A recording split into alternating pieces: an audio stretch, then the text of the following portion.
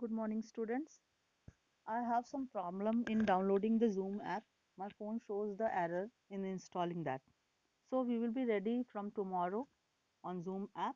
If you have any doubts regarding this video, you can discuss it in your class group, WhatsApp group. Okay. Today we will have to finish. We have to finish this chapter. Okay. Now let's start with the page number 103. That is Gulamgiri. हाँ, कुछ network का issue हो, अगर आपको words clear ना आ रहे हो, blur आ रहे हो, तो आप लोग जो है अपनी बुक कंसिडर कर सकते हो, जो आपकी एसएसटी की बुक है. Fine. Now start with the topic Gulamgiri. One of the most vocal amongst the low caste leaders was Jyotirao फुले.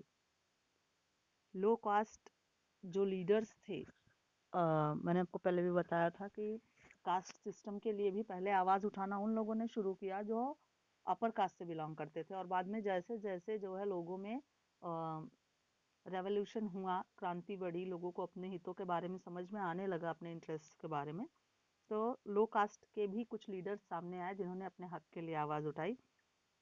तो उन्हीं में एक फेमस नाम था Jyotirao Phule. Born in 1827. He studied in school set up by Christian missionaries. Christian ईसाइयों के द्वारा जो स्थापित किए गए थे स्कूल, उन्होंने उन ज्योतिराव फूले ने उनमें शिक्षा ली थी.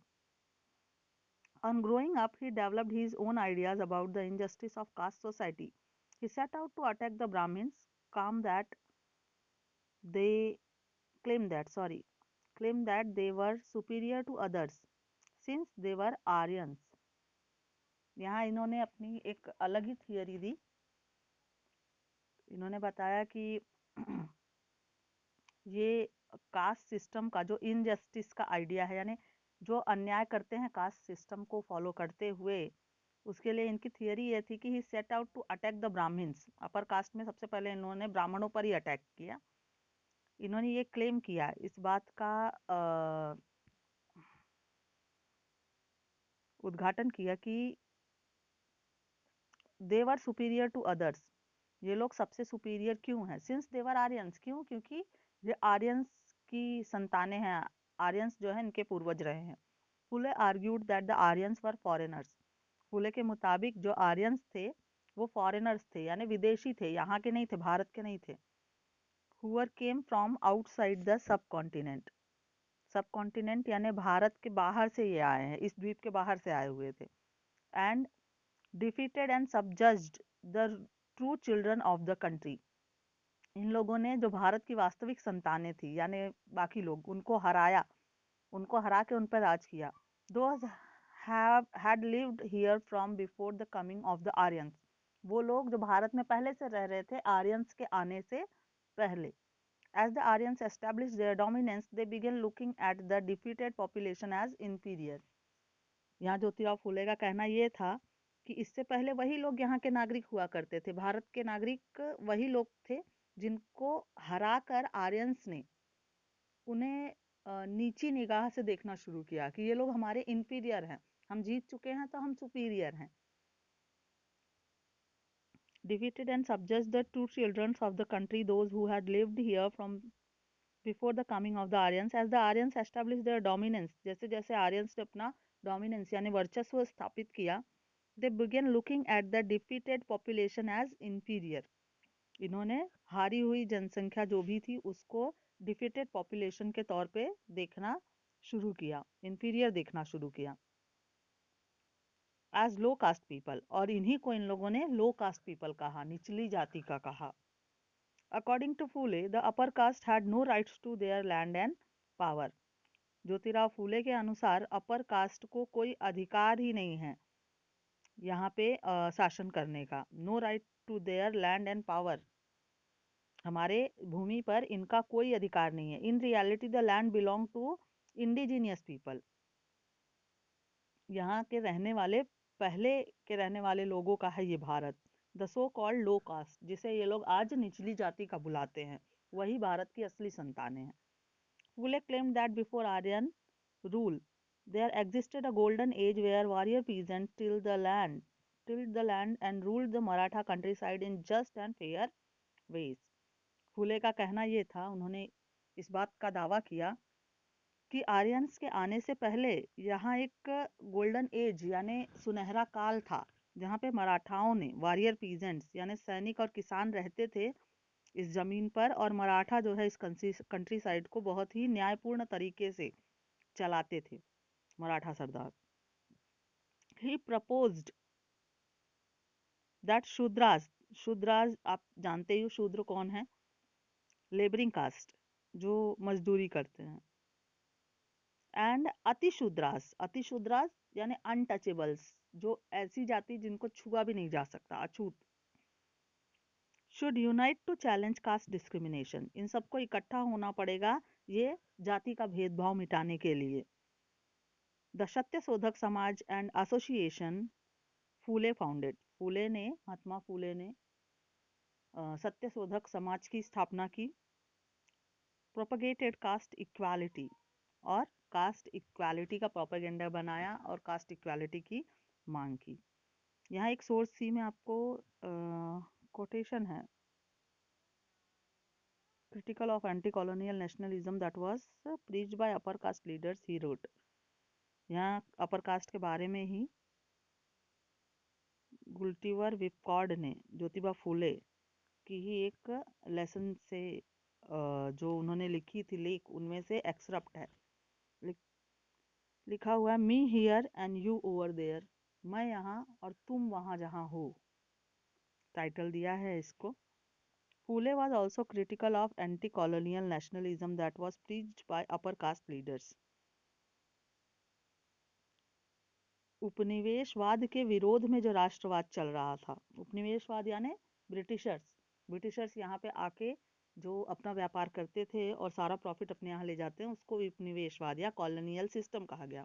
उसका विरोध यहाँ के लोग कर रहे थे, राष्ट्रवादी नेता कांग्रेसी लोग कर रहे थे, ठीक है। तो उसको कहा गया एंटी कॉलोनियल राष्ट्रवाद, ठीक है, नेशनलिज्म।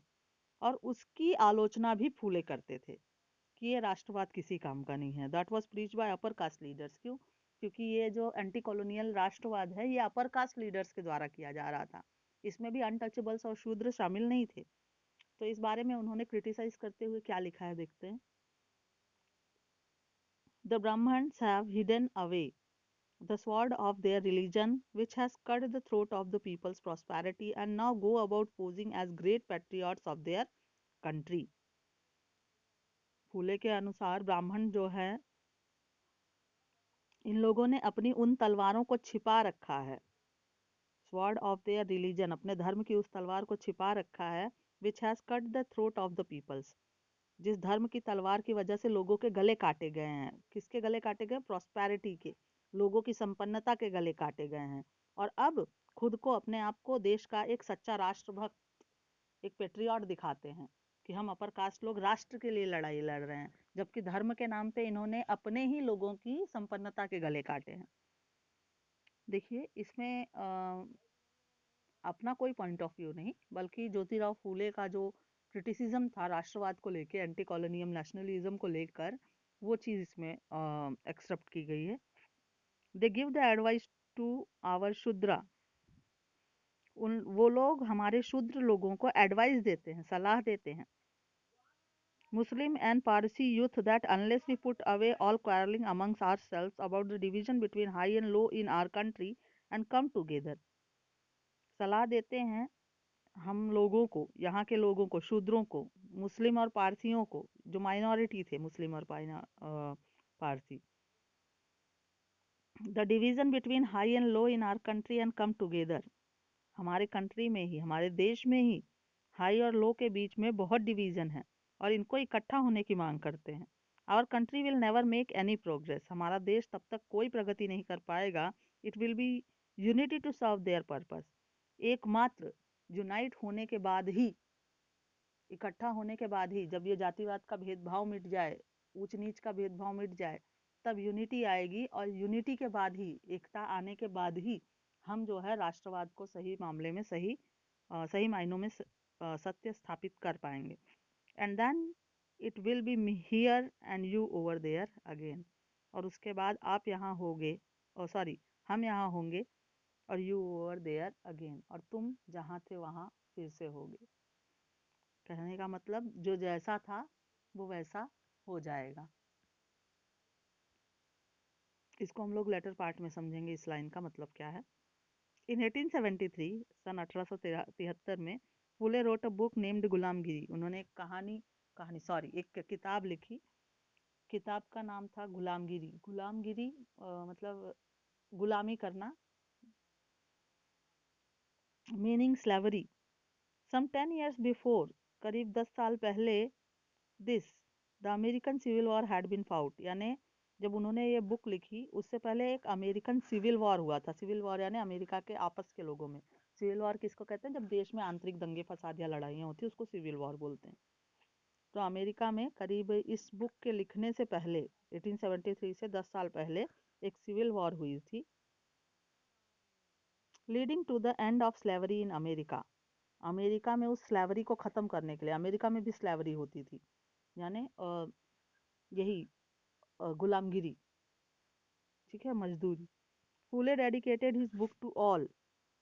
देखिए ये मेन पॉइंट है, ये मेन क्वेश्चन है 1 नंबर का आपके इस चैप्टर से, कि फूले ने अपनी बुक किसको डेडिकेट की थी। तो फूले ने अपनी बुक डेडिकेट की थी all those Americans who had fought to free slaves. उन अमेरिकन्स को डेडिकेट की थी जो स्लेवरी से आज़ादी पाना चाहते थे। thus establishing a link between the conditions of the lower caste in India and the black slaves in America। अच्छा, उसको डेडिकेट करने के बाद उन्होंने अपनी बुक में क्या किया था? उन स्लेव्स के और इंडिया में जो लोअर कास्ट पीपल हैं उनके बीच एक लिंक स्थापित किया। लिंक यानी समानता का भाव दिखाया कि जो स्लेव्स अमेरिका में हैं वो लोग लड़ाई लड़ रहे हैं अपने हक के लिए, स्लेवरी से मुक्ति पाने के लिए। तो उसी तरह से भारत के लोगों को भी, भारत में भी जो लोअर कास्ट पीपल है उन लोगों को लड़ाई लड़नी चाहिए थी। उन्होंने लिंक स्थापित किया अपनी बुक के माध्यम से। Conditions of the lower caste in India and the black slaves in America. As this example shows, Phule extended his criticism of the caste system to argue against all forms of inequality। तो ये उदाहरण ये बताता है गुलामगिरी का, book का, कि फूले ने अपने आलोचना भरे विचारों को किस तरह से विस्तारित किया था। Phule extended his criticism of the caste system to argue against all forms of inequality. असमानता के जितने भी तरीके हैं, चाहे कास्ट के बेस पे, चाहे स्त्री और पुरुष के बेस पे, चाहे प्रोस्पेरिटी के बेस पे, उन सब के विरोध में इन्होंने आवाज उठाई थी। He was concerned about the plight of upper caste women, the miseries of the laborer and the humiliation of the low caste। इन्होंने इसमें किन किन लोगों को शामिल किया? अपर कास्ट की महिलाओं की जो परेशानियां थी। क्या अपर कास्ट में है महिलाएं तो वो बहुत अच्छा जीवन नहीं जी रही थी, क्योंकि महिलाओं के साथ भी डिस्क्रिमिनेशन हो रहा था। आपके चैप्टर का नाम ही है वुमन कास्ट एंड रिफॉर्म्स। तो महिलाओं के साथ भी प्रॉब्लम्स थी, लोअर कास्ट पीपल के साथ प्रॉब्लम थी, ह्यूमिलिएशन हो रहा था लेबरर्स के साथ, अनटचेबल्स के साथ।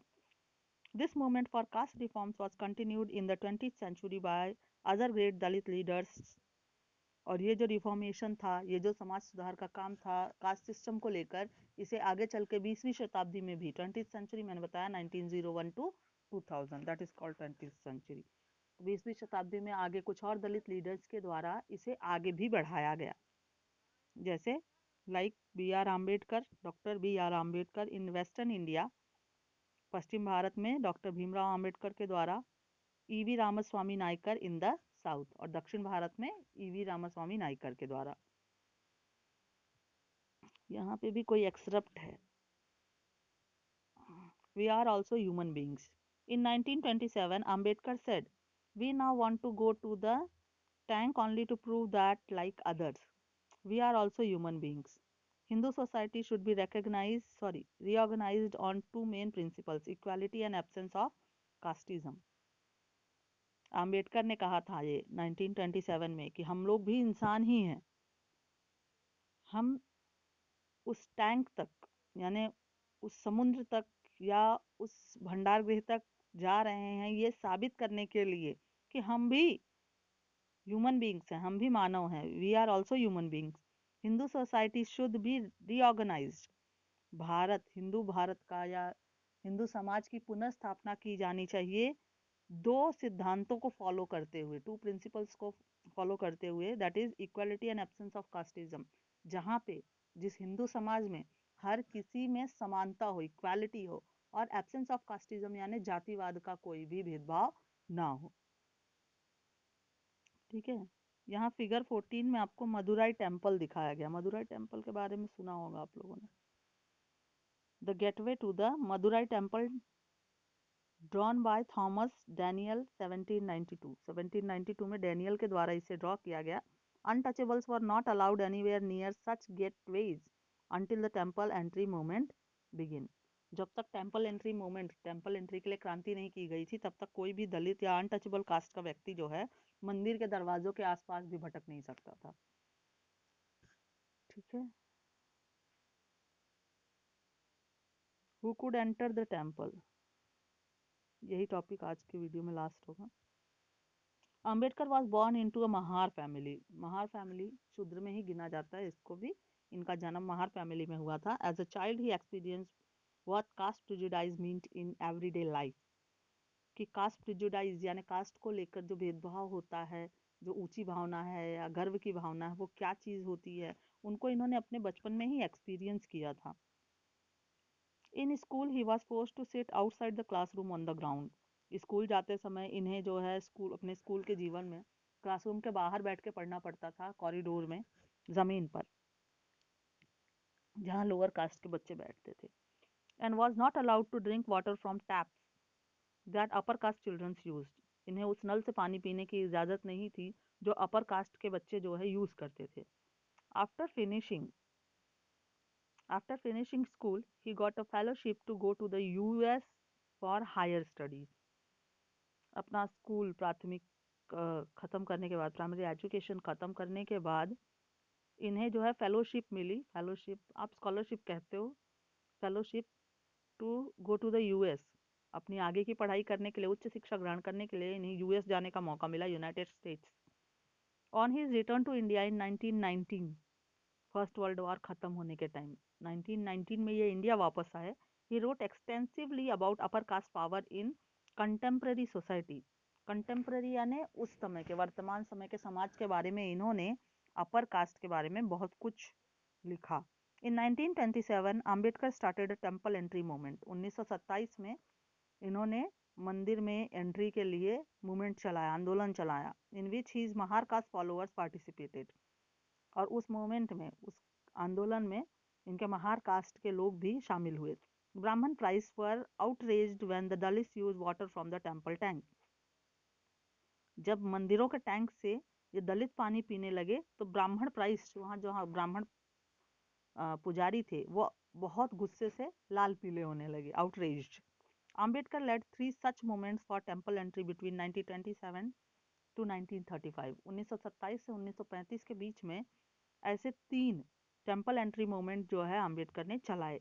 His aim was to make everyone see the power of caste prejudice within society। उनका एकमात्र उद्देश्य यह था कि वह जाति की व्यवस्था, जाति की ताकत को जो है समाज में दिखाना चाहते थे कि कोई भी छोटा या बड़ा नहीं है। ओके, आज के वीडियो में इतना ही। कल तक हो सकता है जूम के लिए मैं कोई ना कोई इलाज कर लूँगी। अदरवाइज आपको अगर कोई भी प्रॉब्लम है इससे रिलेटेड, जो भी वीडियो में मैंने पढ़ाया है, तो उसको आप ग्रुप में डिस्कस कर सकते हो। अभी आप लोग की 20 मिनट जूम क्लास होती है, तो 20 मिनट आपकी जो है वीडियो क्लासेस होती हैं, तो उस टाइम तक आप लोग जो है मुझे क्वेश्चन भेज सकते हो। Let's see. Okay, good bye students.